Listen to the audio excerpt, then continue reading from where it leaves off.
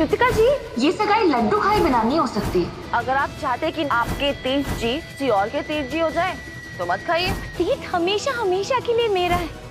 ये क्या है? ये पर्ची इस बात का सबूत है। इस पार्टी में जो जो खाना बन रहा है सब कुछ मैंने और मेरी टीम ने बनाया है। आप होंगे नमकीन के, लेकिन आपकी बहू झूठ और चोरी की रानी, और मैं ये साबित कर दूंगी।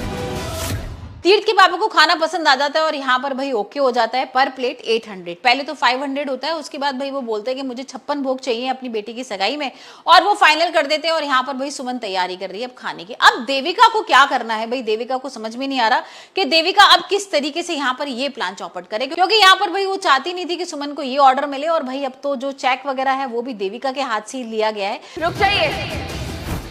कृतिका जी, ये सगाई लड्डू खाए बिना नहीं हो सकती। अगर आप चाहते कि आपके तीर्थ जी किसी और के तीर्थ जी हो जाए तो मत खाइए। तीर्थ हमेशा हमेशा के लिए मेरा है।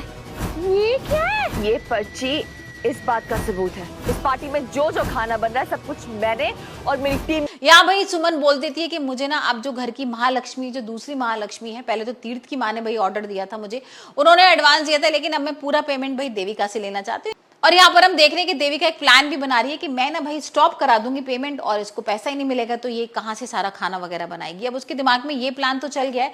वहीं हम दूसरी तरफ देख रहे हैं कि भाई तीर्थ कॉल कर रहा है सुमन को और उससे पूछ रहा है कि सब कुछ ठीक चल रहा है कि नहीं, और मैं आपकी कुछ मदद करूँ क्या।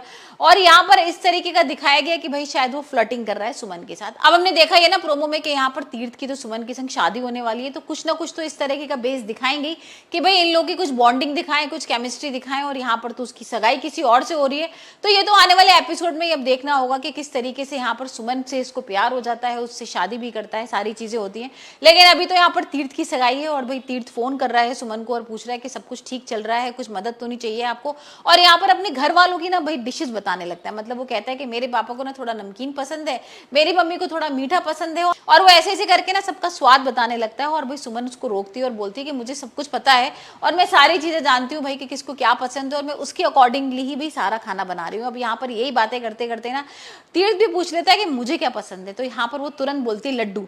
अब जैसे वो लड्डू बोलती है ना, तो यहाँ पर पहले तो तीर्थ बोलता है ये नाम मत लो, आपको बताया कि ये नाम सिर्फ मेरी मम्मी लेती है, और मेरे ये घर का नाम है जो मम्मी मेरे को बार बार लड्डू लड्डू कह के बुलाती है। लेकिन यहाँ पर भाई तीर्थ पूछता है कि आपको कैसे पता कि मुझे भाई लड्डू बहुत पसंद है। तो वो कहती है कि तुम्हारे जो गाल है ना वो गोल गोल है ना, तो तुम्हें भाई लड्डू ही इसलिए पसंद होगा, और यहाँ पर तुम पूरे दिन बोलते रहते हो, तो उसी के अकॉर्डिंगली मैंने तुम्हें बताया कि भाई तुम्हें लड्डू पसंद है। और यहाँ हम देख रहे हैं कि भाई खाने वगैरह की तैयारी चल रही है, लेकिन अब आने वाला है ट्विस्ट, और ट्विस्ट ये आएगा कि भाई यहाँ हो जाता है उसका खाना चोरी। अब जैसी गाड़ी में ना खाना लोड वगैरह कर देती है और वो जाने को होती है सगाई के लिए, तो अचानक से ना कोई सामने आ जाता है सड़क के, और वो गाड़ी रुक जाती है। अब यहाँ पर वो बाहर निकलेगी, उसको संभालेगी, क्योंकि साइकिल से ना कोई आदमी गिरा पड़ा होता है। अब ये सारी चाल ना देविका की होती है। अब इतनी देर में वो संभाल रही होती है उस आदमी को, इतनी देर में तो भाई सारी पीछे से गाड़ी आती है, वो खाना जो होता है उसमें ट्रांसफर हो जाता है, और उसका खाना हो जाता है चोरी। अब यहाँ पर सुमन पहले तो घबरा जाती है कि भाई खाना कहाँ चला गया, लेकिन अब देखते हैं कि जब वो सगाई में जाएगी और पता लगेगा कि ये खाना तो मैंने ही बनाया और यहाँ पर कैसे सर्व हो रहा है, तब पता लगेगा कि देविका ने ये सारी हरकतें की है।